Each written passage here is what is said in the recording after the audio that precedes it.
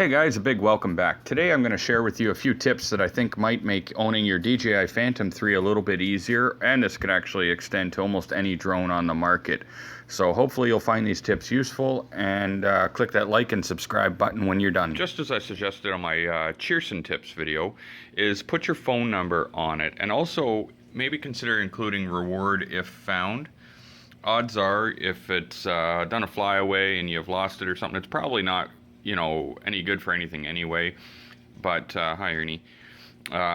If it happens to be, you'll want it back, even if it's just to get your SD card back. SD cards are pretty good, so they should last throughout an impact. So consider that, even if it's going to be $50 you're going to give somebody for your smashed up DJI, throw that on there with permanent marker, and at least you'd have the hopes of getting it back in the event something's gone wrong.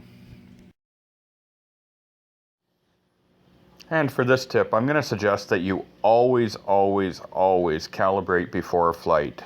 Some people might say that you don't need to before every single flight, and that if you've been there before, that it's not necessary.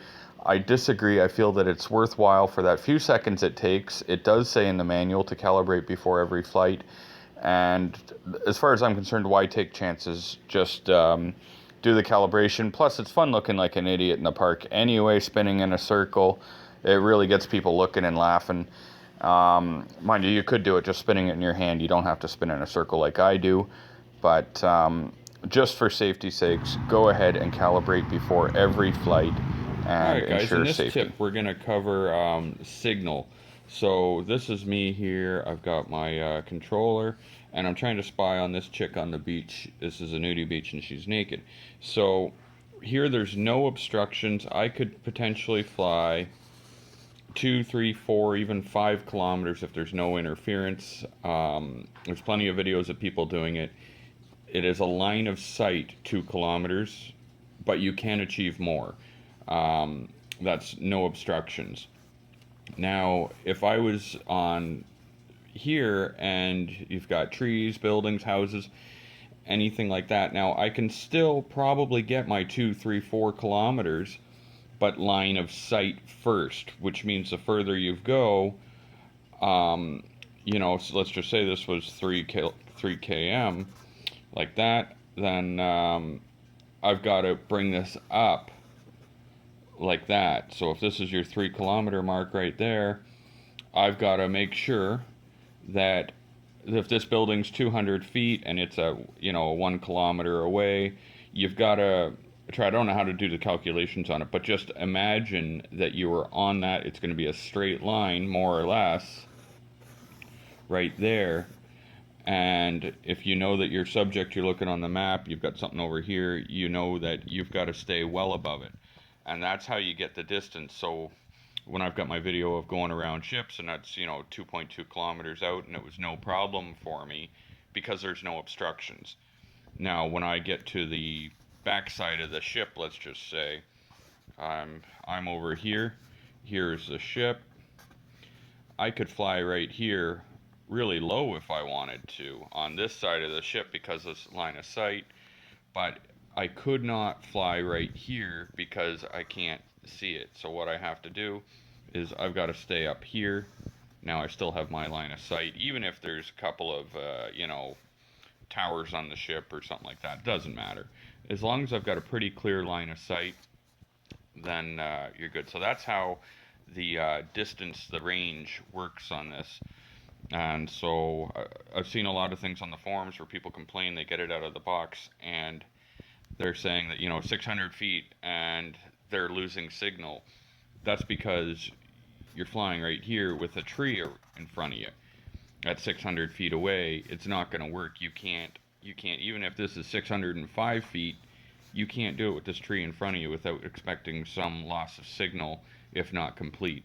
And that's why you set your return to home for 90 meters, which is what I do. I don't think 30 is enough to cover buildings, trees, and all that. I'd rather just get her up to 90. I know I'm not going to hit anything, and return back. And then as soon as it gets to here and regain signal, you just cancel and continue flying. So that's your lesson in the signal on the Phantom 3.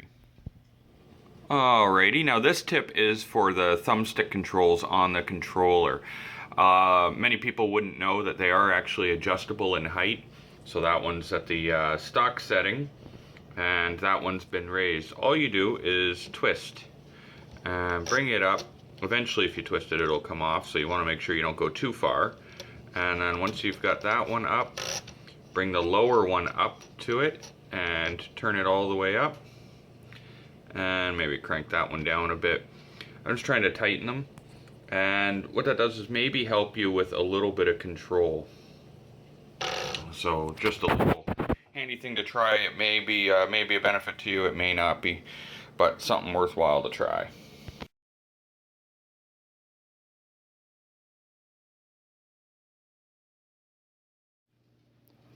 Alright, we're going to continue on while you guys watch flight I did earlier, and I was going to give you a few more tips here. So one of the biggest tips I'd find to help would be closing out apps, and what I mean by that is before I even launch the DJI app, I will close out all the apps that are open, and I'm using a Note 4, which is not an approved device, and there's a lot of devices that are in the same category, although they do work. They will get hot. My Note 4 gets really hot after a few minutes of flight, and the video feed will start lagging, and every now and then it would cause the app to actually crash, causing a return to home. So to prevent that, what I do is I go ahead, I fire the app up, I let my map load, and then I swipe out and I turn on airplane mode. And this should be the only program running at that point, and with the exception of AZ Screen Recorder, we're going to get to that after.